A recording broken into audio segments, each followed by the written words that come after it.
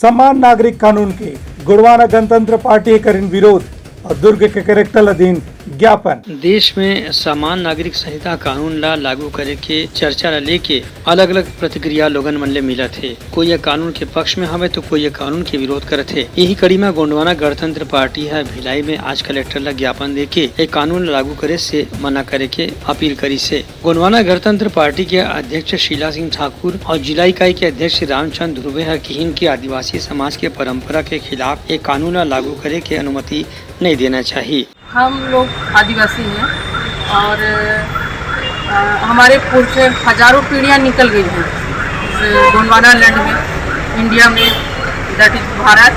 और ये जो सरकार है वर्तमान में, ये आदिवासियों के हित में काम नहीं कर रही है, ऐसे हमारा पूरे भारत के आदिवासी समाज को लगता है।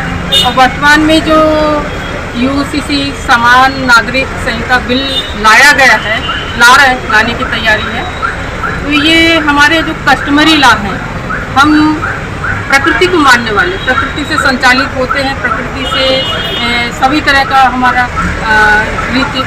तीज त्योहार है, हमारे पर्व हैं, सब संचालित होते हैं, उन्हीं को मानते हुए। जो भाजपा सरकार है वो समान नागरिक संहिता तो बिल लाने वाले हैं, वो हम उसका विरोध करते हैं।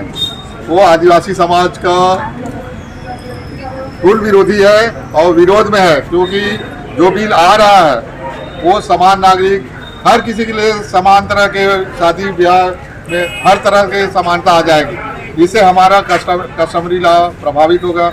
हमारे कस्टमरी लॉ में हमारे दादा परदादा हमारे पुरखों से वो कस्टमरी लॉ हमारा लागू है जब देश का संविधान नहीं बना था उसके पहले से। ये दोनों पदाधिकारी मन कलेक्टर के ज्ञापन में कहिन की प्रशासन ला केंद्र सरकार से गोंडवाना गणतंत्र पार्टी के विचार ला अवगत कराते हुए एक कानून ला लागू करे से रोकना चाहिए।